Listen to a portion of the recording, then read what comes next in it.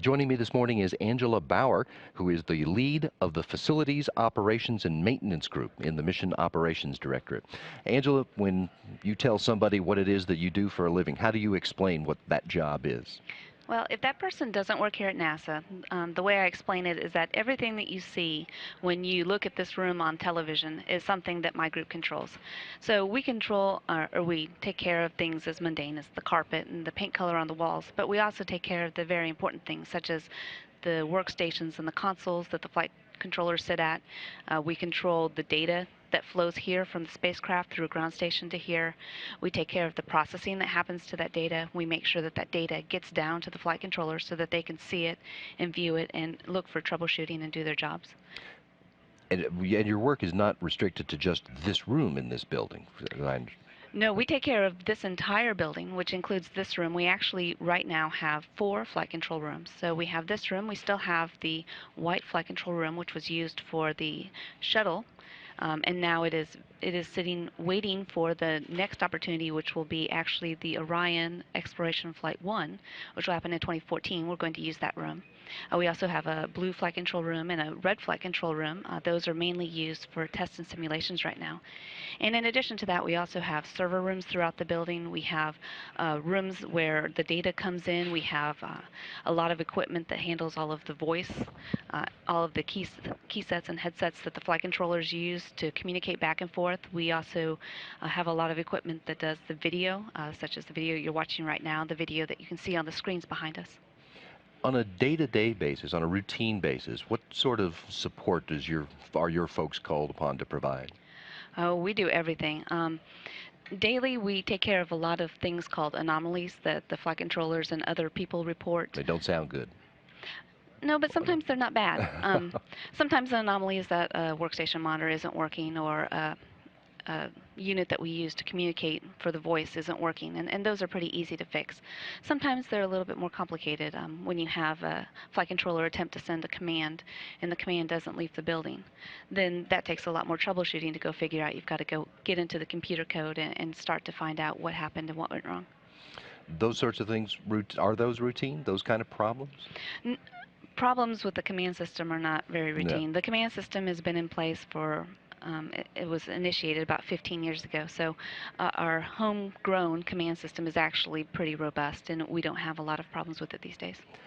In a dynamic environment like that, where you've got a spaceship in orbit with a crew, these kind of things, there must be some more unusual calls for support that your folks get. Can you give us a couple of examples of the non-routine things that happen? Well, on a large scale, I'd say probably some of the most unusual requests we've gotten in the past couple of years have had to do with the way that technology has changed so much. And so we've had to figure out ways that we could have the astronauts do things such as post to Twitter and surf the internet and get their email while they're up on orbit.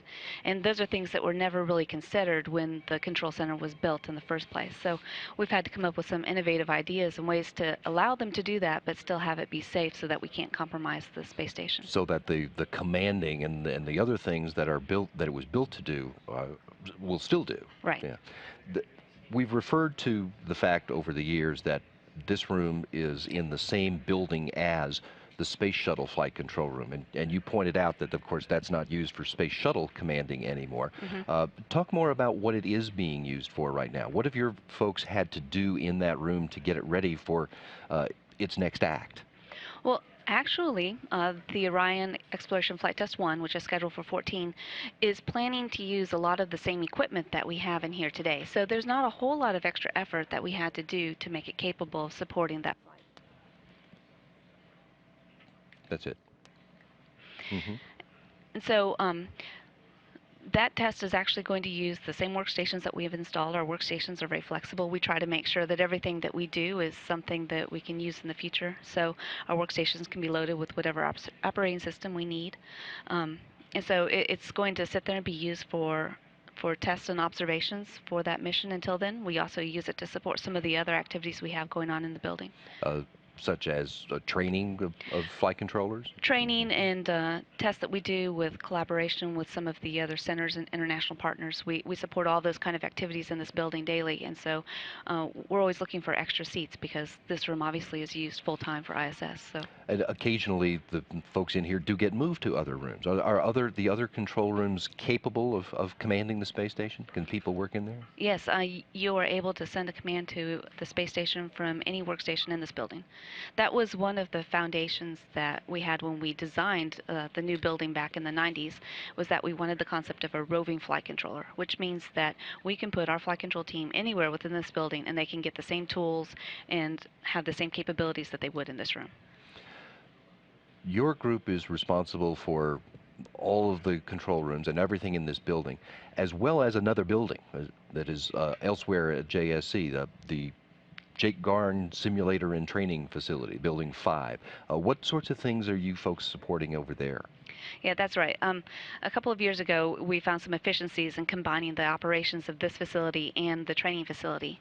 And so our main capability over there right now is the space station training facility, where we have a mock-up of the modules of the space station, and all of them are functional. We have computer models in there that aren't exactly what you have on board, but are close enough that we can train our flight controllers and our astronauts to identify and troubleshoot problems. It also allows them to go through their standard procedures and get adept at that as well. And the other thing that we have coming into Building 5 is that we're constantly looking forward. We're trying to find the next innovative way to make what we do here more cost effective. And we have a project called Training Systems 21, TS21, and they are looking at ways to have that capability not only for the space station, but also for any other visiting vehicles that we would have. And so we have a lot of work going on in that facility, building up for that future implementation out in 2015. Yeah, I assume that you've also been involved with the changeover, because there were a lot of space shuttle training facilities that were in that building until recently, too. That's right. We call that Shuttle Transition and Retirement. So Shuttle T&R, because we have to make everything an acronym here. And we have a lot of work going on in that building. The building at one time housed our motion base, which is the simulator that actually moves and allows the flight controllers, or allows the astronauts to get their training in how to control the spacecraft. And we also had a fixed base that was stationary that allowed them to go and work through their procedures. And so both of those are currently being dismantled and prepared for shipment. It's building up new, taking down old all at the same time. That's right. Tell me about how you came into this job. Have you been working at NASA long, or in facilities management? Well, actually, I came to NASA in the year 2000, so I came from the petrochemical industry. So that's not a standard career path that most people take. A lot of people come straight out of college, but so I came here in 2000 and I went into flight control. I was a shuttle electrical power systems flight controller, and then in 2003 I was given the opportunity to move over to the facilities division, which handles all of the infrastructure that you see here, and I was actually the project manager for the last update that we did to all of the workstations. And so I've been in facilities since 2003. Did you enjoy being a flight controller? You know, it has its moments. um, my husband is also a flight controller, and at home we say that flight control is hours of sheer boredom followed by moments of sheer terror. So there were some very exciting times when I was a flight controller where we had to do troubleshooting on the station that I'll never forget. And yeah, things that specifically you'd never trained for, but that's the job. Right. Coming out of the petrochemical industry, what was your education background? What education gets you ready for that job and this one too? Well, I'm actually a mechanical engineer. So I did mechanical engineering when I was in petrochem, and when I came here, I switched over to electrical, and then I've been doing computers ever since. So I think for flight control, really the important thing is that you have a degree in science and math. So it doesn't matter what your degree is. My fellow coworkers had physics degrees, math degrees, all of the engineering degrees. So it really just matters that you're into science and you're a critical thinker. And do you have the excitement of spaceflight, being in charge of keeping the building running? It's very exciting. You would think that you'd be a bit removed since we're not always sitting in this room, except that within our group, we do actually have the ground controllers who sit in this room, in the back of the room, and they control all of the ground assets, all of the communication gear, and they make sure that everything is working. And so not only do we have their involvement and their excitement, but also we have to work around the mission whenever we're making changes in the facility. So we're constantly aware of what's going on orbit to make sure that we don't do anything that could compromise any sort of critical phase. I know I appreciate the fact that all this stuff works, and everyone else does too. Thank you. Angela Bauer is the lead of the Facility Operations and Maintenance Group in the Mission Operation Directorate here at the Johnson Space Center.